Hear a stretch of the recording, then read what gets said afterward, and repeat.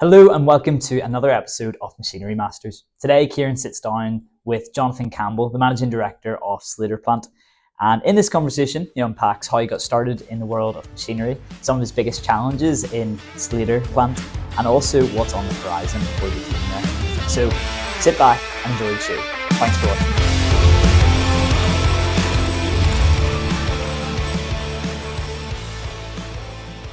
And how do you find working within Ballyvesey? Do you have to make a case for heavy machinery, or do you find that that's sort of top of mind for them?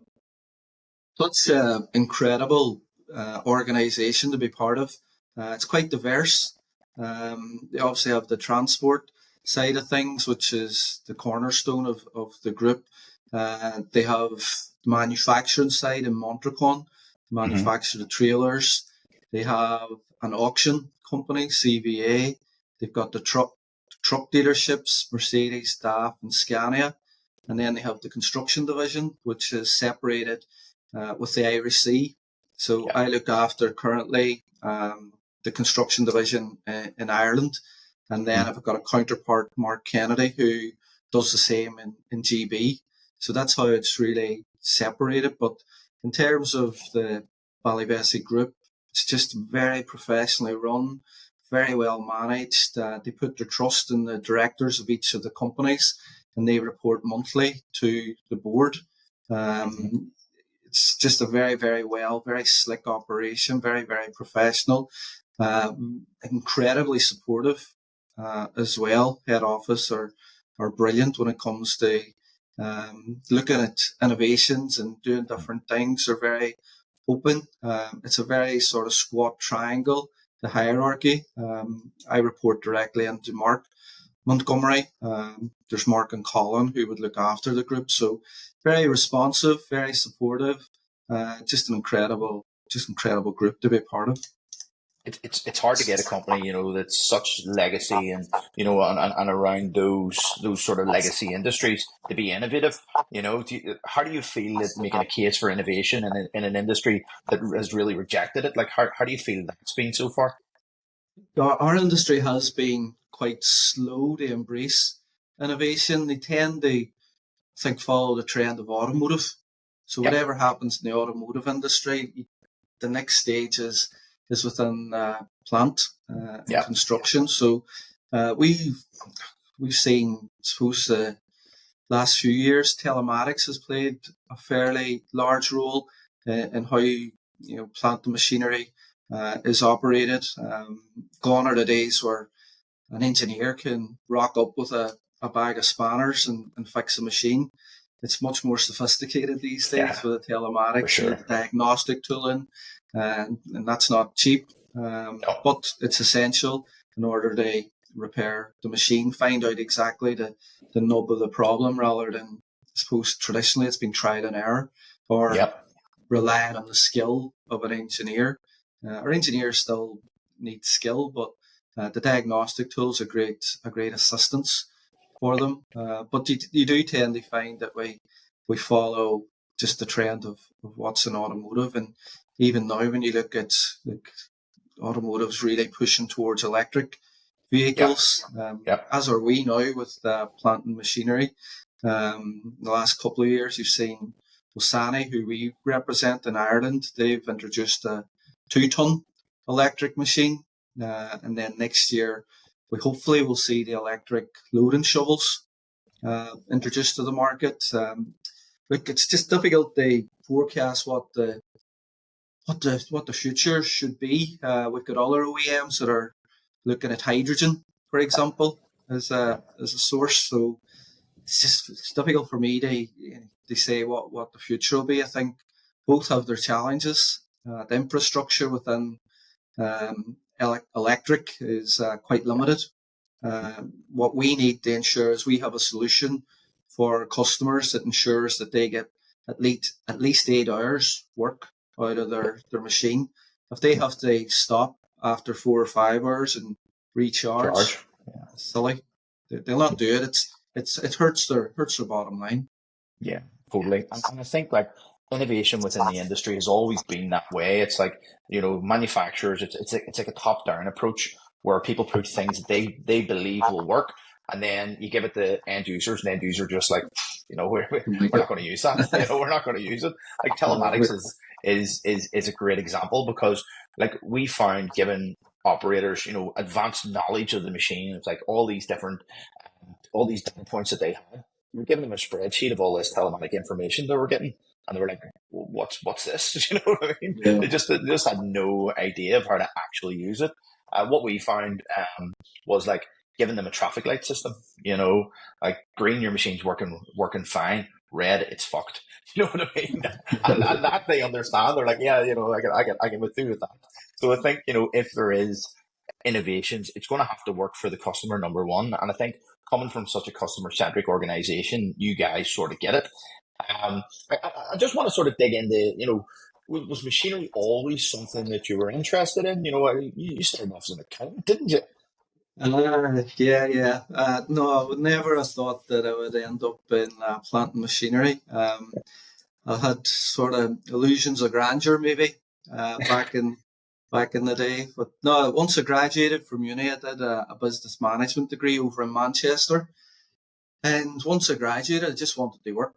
I wasn't one of these kids that wanted to travel or wanted to see the world. I just wanted to work, rightly or wrongly. But look, I have a daughter who's just graduated in the summer, and she's in Australia now. So I probably would advocate seeing the world, traveling, sampling different lifestyles. But my mindset at the time, I just wanted to work, and I was fortunate enough to get a trainee accountant's role in Dublin back in 2000.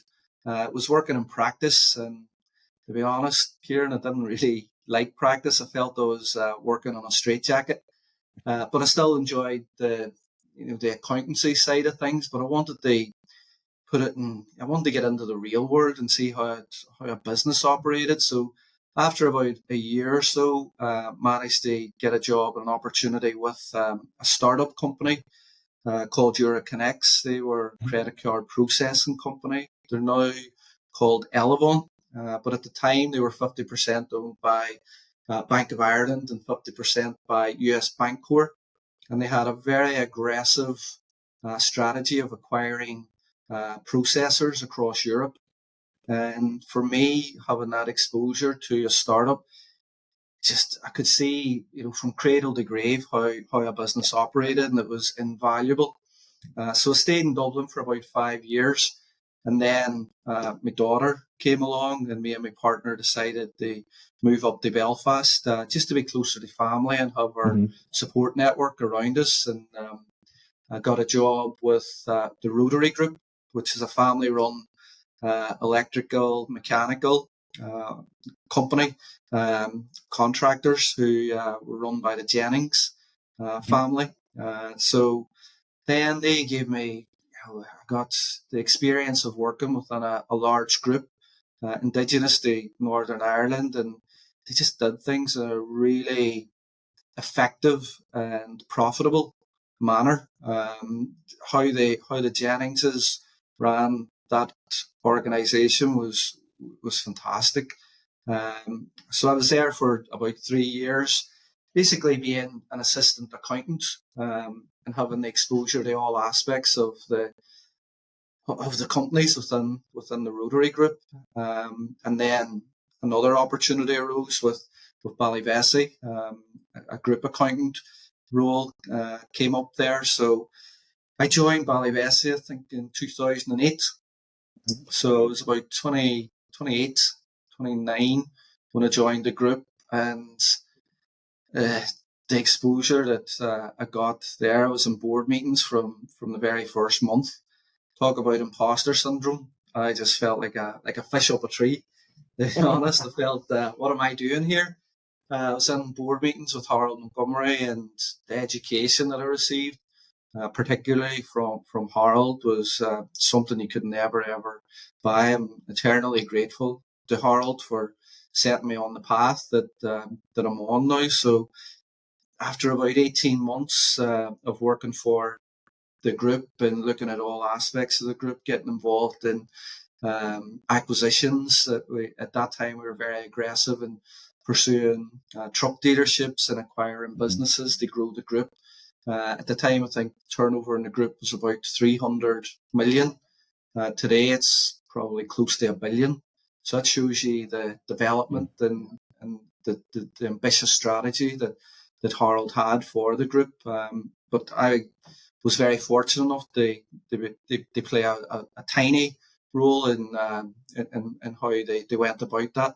At that time, around 2010, the construction division was developing and they needed a financial controller. So I slotted into that role. A lot of travelling, weekly travel to the companies that we had over in GB, with company in Scotland, in Glasgow, one down south in Luton, and then another one in Wigan. So there's a lot of travel involved. We had then Sleator Plant in Belfast and a separate company in Dublin called Montana Plant. So I was charged with trying to, make sure that we were compliant from a financial perspective, make sure that we were liquid, make sure that we didn't overextend ourselves in terms of stock, which is very easily done, especially when you're dealing with a variety of manufacturers over 4 or 5 dealerships. So then in 2015, Harold saw something in me that I wasn't. I think his words were that you're more than just an accountant. So I'll take that as a compliment, I think. And he said, look, we've got an opportunity for you to take over and manage Sleator Plant in Ireland and Norwest Plant in Wigan. Wigan, the Norwest and Wigan were going reasonably well. And it was a more established business. Sleator, unfortunately, despite being established for a long period of time, were a bit in the doldrums. And we really needed a root and branch change. The Sleator Plant, and it was quite radical what we had done. At the time, I looked at the OEMs that we were representing, and I think there was 11 OEMs at that time. Some were conflicting as well with the products that we were supposed to be supporting. So I basically evaluated the OEMs and looked at what we were good at, and we decided that to retain the Genie dealership. Genie Access, very prestigious brand, and we're the Genie dealer to this day. Very proud to be the Genie dealer, and also retain the Terex dumpers. They're now Mechalec dumpers. So we stripped it right back to basics, and I basically presented a business plan to Harold as to how the root and branch changes will take place and what will happen. And the beauty about me being an accountant, I was able to put it in the business plan in a concise manner, and it was pound, shilling, and pence, really, in language that Harold could fully understand. And when I was able to do that, he fully supported the radical changes, and we've gone from strength to strength, really, and it's all down to the team, really, since 2015.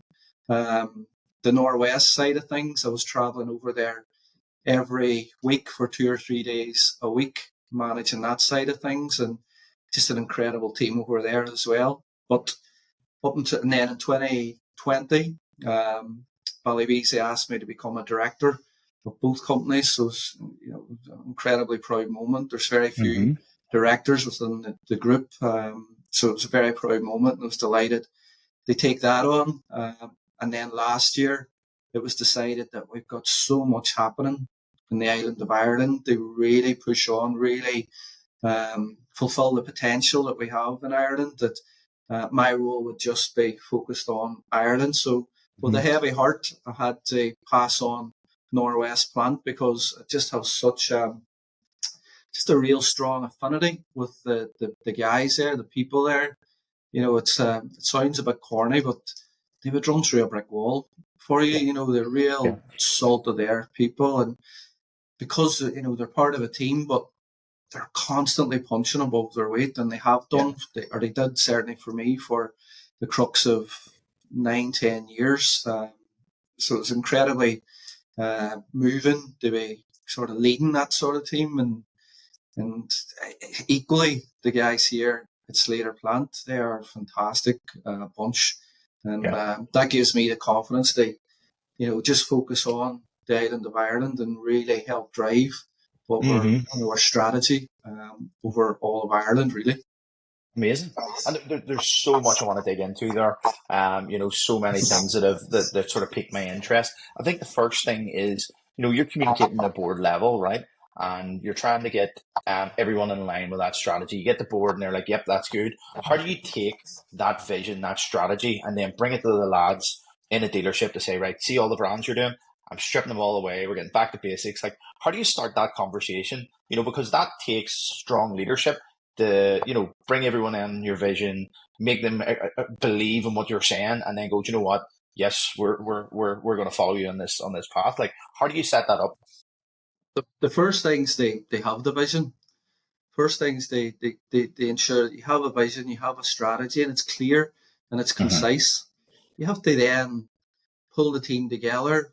Obviously, at that point in time, the team morale wasn't great. Yeah. They're quite clever people that work here. They knew and they know when things are going well and when things aren't going well. So I would never, I'm always very honest, very direct. The three core values that we have within Sleator Plant is respect, honesty and ownership. And they go right through my core, and that's just how you have to be, the message that you're, and the strategy that you've developed, it has to be simplified, it has to be clear and concise, and communication's important. It's one thing saying, this is our plan, and then nobody hearing from me ever again. So it's regular updates, it's keeping the guys included in all conversations, making them feel, they are part of this, they're more than just a number, and their contribution is essential for our development. So it's just inclusion is a big thing. For sure. And what about, like, so, right, you've got them in line with the vision. They're bought in to how the company moves forward. Is there systems, processes that you need to then bring in to make sure that everything is, trackable, accountable, and move forward in that direction?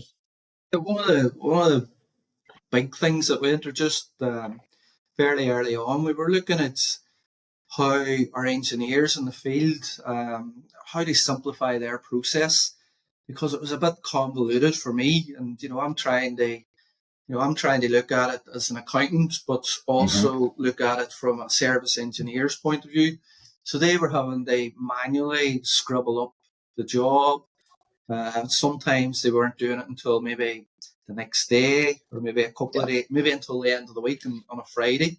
It's impossible to know what you did at 9 o'clock on a Monday morning in detail. Totally. So we looked at different methods to simplify that. And we looked at, there's a company called WorkPal, and they have it's a job software package. So we got that installed in iPads. So each engineer has an iPad, it has its GPS, just to make their job a lot easier. So once they finish the job, they've already taken photographs on the iPad. They can email, they can type up the job in the van. It's a matter of minutes. They can then press a button, and that's within our service department. Invoices can be generated directly from that. So it's just a more simple, effective, efficient way to do business. So that was one of the, I suppose, major game changers that we introduced the dealership, and it's worked incredibly well. It's just makes things easier for the lads when they're out on the road. Totally. Yeah. And I think, with so much technological innovation coming through, you have telematics that worked well, but there's a lot of manual processes within that. Is there anything that you see coming down the line that's going to change how business is done? If we look at if we look at our customers, and they're the most important thing in what we're doing here, customers they're becoming much more discerning, and so they should be. They're looking for value for money, and not only that, they want to have that trust element where, okay, if we buy a piece of metal from you, are you able to support and back it up? Because obviously, it's mechanical. At times, things break down, and they want to ensure that Sleator Plant has that ability they go and support them. So yeah, we want to ensure that we give them that added layer of comfort, added layer of that we know what we're doing, and we can support and back up everything that we say we're going to do. And that's one of the things that we, if we say we're going to do it, we do it. Yeah, 100%. And so the goal now is to grow Sleator throughout the whole island of Ireland. What does that process look like? At the minute, like personally, I'm incredibly ambitious, and one of the things that I do struggle with at times is patience. And there has been, going back to 2020, plans and things in the pipeline. It just didn't happen for one reason or another about venturing into Southern Ireland. Mm-hmm. We see ourselves as a true all of Ireland dealership. We do, and we're very, very humble, but we have very, very high, lofty ambitions for the dealership. We do want to be number one. I'm not afraid to say that, but I do say it most humbly. And for us, in order to do that, we need to ensure that we have the foundations in place, and we have the structure in place to do that. We've been very successful in the north, but we need to really structure the business to ensure that we can capitalise on the Southern Irish market. And the emphasis recently has been in growing that side of our operation, and it's been aggressively recruiting in the Southern Ireland, recruiting local salespeople. So, when somebody in Cork is looking for a machine, they're not having to rely on perhaps a salesman based in Ballyclare. They go down and see him. They've got a sales guy based in Charleville in County Cork who'll go and see him within a matter of hours. Equally, it's the service support. We've been aggressively pursuing top quality service engineers, and we unashamedly are looking at top quality people. We're looking for the best to join our team. It makes my job a lot easier when we have really good people within the team. So, we've got our recent appointments have all been in Southern Ireland. We have an investment. We've got a depot opening there, and we've been opened there on the 17th of October. It's in Dublin beside the airport. It's in the inland port. That's opening, say, 17th of October. That investment's over £1 million investment that we have there. And we're just so excited about embarking upon. We see it, we've been part of that. We've been selling into that territory for a few years now, but actually putting down roots, having our own depot down there, we're just really, really excited and can't wait for it to kick off. Phenomenal. And I see you guys were at the Ploughing Championships and stuff like that. How fun was that? And does that give you basis to go and just start to chat to customers, there, and let them know that yes, we're in the market now, and we're going to be supporting you?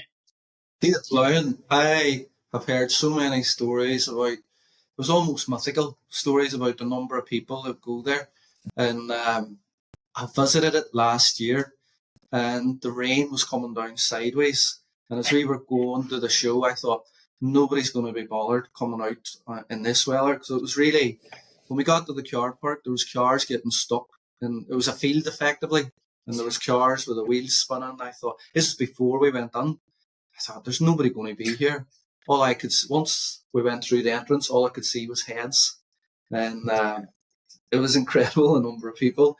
Walking through the show, like we were in our wellies, like I was up to my shins in puddles, but the volume of people just sold it to me. I thought, we have to be here. If we're not here, we are missing out. So this year, thankfully, the weather was phenomenal. It was wall-to-wall sunshine for the 3 days. So we were very, very fortunate. A few of us were caught short with lack of sun cream, and ended up coming home with bad sunburn on our foreheads, which is slightly whiter these days than what we would hope. So a few of us were caught short in that regard, but phenomenal trade show. The volume of the very first day, we were told the public would be admitted at 9 a.m. we were coming into the show, opening up our stand at 8 a.m. There was people queuing, waiting to speak to us. So that set the tone for the 3 days. Having the Sleator Plant name exposed down there and the profile raised was very good. But for us, the feedback that we got from the Stanley machines was really, really positive. People would have heard of Stanley, but they may not have seen the machines up close and personal. When they saw the machines up close and personal, they could see that they're very robustly built, very strong machines. And then when you explain to them, the well-known engines that are in them, the Kawasaki pumps, so all the components are known to them. All those engines are in the other more established brands that they'd be familiar with. And then when we explain to them what our offering is, which, it's not just based on price, but it's the added value, like the 5-year warranty, the fact that we have local people servicing local customers. They seem to respond well to that. And they were also very impressed that we have a new depot opening in Dublin. So it just filled me with a lot of confidence, those 3 days of deploying. Brilliant crack as well. Spending 3 days with a team. We managed to get an Airbnb, and it was a really nice Airbnb, but the crack we had, we were exhausted each evening. Normally, in my experience of those trade shows, you end up finishing the trade show, go back to your hotel or your Airbnb, you get washed, you get changed, and then you go out for dinner. You've got a couple of pints, maybe go home at midnight or whatever, and then it's just full on, you're back at it. As we were finishing up each day at deploying, we all just agreed we'll just go and get a bite to eat, and then back to the Airbnb, and we were all in our beds for about 9, half 9, most nights, exhausted, but thoroughly fulfilled. Yeah, Brilliant for event. sure. And it's, talking to that many people, you just need to go into a dark room and just sit and not speak. It does take it out of you, but you know what? I love it. It's a great time because we get all our customers or potential customers, and even people that aren't our customers, descending upon us over that small period of time, those 3 days. It's very concentrated.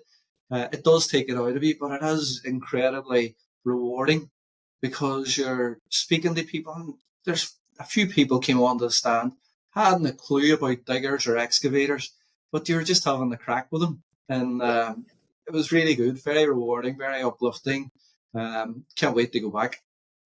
Sure. So, listen, there's so much potential. You've got so much going on at the moment. New depots opening up, new markets to jump into. What's the most challenging thing you think for running a business with multiple locations, multiple people? What's the most challenging part of that? It's keeping communication clear amongst the team, making sure we're all we have the same aims, the same goals. And look, the buck stops with me. I can't have someone, and we do have people in Cork. We've got, people in Kilkenny, Bunclody. We've guys dotted all around the country, but they need to feel included in all that we do. So as I said previously, we do have a very firm structure within Sleator Plant. We've got myself, we've got a general manager, we've got departmental managers, so all that feeds down. So I'm very much hands-on. I'm not the type of MD that gives instruction, then sits in an ivory tower. I want to sort of know the detail, and maybe that's going back to my accountancy background. And that's not that I don't trust my guys, because I trust them implicitly, but I do like to know the granular detail. If we do have any issues, I want to know about it. I like facing customers, fronting customers. If there are issues, I'm the first guy that, if they do have a major problem, I'm the first guy that they'll hear from. I love going out and meeting them. I love going out seeing our customers. But, the biggest challenge that we have, Ciaran, to go back to your questions, just ensuring that everybody feels included. I would hate that anybody that would be part of our team would feel like a number or have that sort of feeling coming to work on a Monday, that knot in your stomach. I don't think we have that with anybody. I certainly wouldn't, or don't see it. with anybody that works here at Sleator, and I want them all to feel that they're part of this success story. They are not just, it's not just a 9 to 5 here. They're part of our success, and that's why we don't really have a high turnover of staff. We've got people here that are long timers. Like Aaron McCall, or GM, he's been here 15 and a half years. Parts manager Mark Cabane, well respected within the industry. He's here over 10 years. So one of our sales guys is here longer than me. So it's a good place I like to think it's a good place to work. It's a good environment. We like to create a nice environment for people to come and work. But it's high performance we're after as well. We don't seek to lower our standard or compromise our standard just because maybe someone doesn't have the skill set or ability. But yeah, the Sleator Plant sort of badge, we're incredibly proud of, and we just need to ensure that that the shirt that you're wearing, the blouse that you're wearing, isn't too heavy for you. Yeah, for sure. And so you've got big plans for the future. Have you any goals that you've set aside to go, do you know what, I need to hit this by 5 years or whatever it happens to be? Like, what's the plans? Right. No, look, we need to achieve 10% market share for Stanley. I would be disappointed if we're not there at the end of 2025. We've shown good progress. Maybe that's a modest target, but it's certainly achievable. But for us to be sustainable, that's where we have to be. Ultimately, we want to be, and again, I say it most humbly, we want to be the biggest dealership in the island of Ireland. Now, there's some incredible dealerships I'm really respectful of, and I think they do a fantastic job, and I look upon them, with admiration. But we're going to do things a little bit different, maybe disrupt things a little bit, and offer something just a bit different to our customers. We have to differentiate ourselves from the competition. So we will do things a little bit differently. We will go against the grain a lot of the times, but it's always with a customer in mind, customer-centric approach. And that's not just from the sales guys, that's from me, from the sales team, from the aftermarket team, from our finance team. Everybody has to be customer-centric within Sleator Plant. Amazing. Well, listen, Jonathan, thank you so much for taking the time to come on the Machinery Master podcast today. It's been great having you talking. Is there any way that people can keep in contact with you, with Sleator Plant, with the wider Ballyvesey group? How would people do that? We're very active on social media. We've got a lot of followers on our Facebook platform, our LinkedIn platform, Instagram and Twitter. So DM, it's regularly updated, those social media platforms. All DMs are answered. It's not generically, they're answered by a person who works at Sleator Plant who can depending on what the query may be. And we have a range of queries. We've got one guy, I think yesterday, was looking for merchandise from Solihull in the UK. So, we have that sort of following. We're delighted they have that following, but we're very accessible on all social media platforms. It seems to be the method in which people are comfortable contacting companies. Ours is, we're responsive. So feel free to get in touch with us through all our platforms. Good stuff. We'll make sure to share all the links so Super. everyone can reach out and follow up. That's great. Listen, mate, thank you so much for your time. You Appreciate said it. this is the first time you've done it, but you done fucking well. Thanks very much, here. You guided me very well too, so appreciate your help.